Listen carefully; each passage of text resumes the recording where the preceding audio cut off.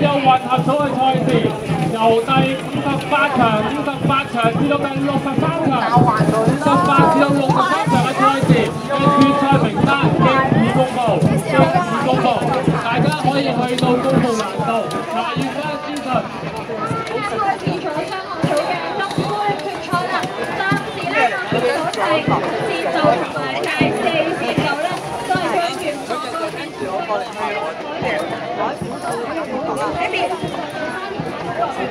會嘅。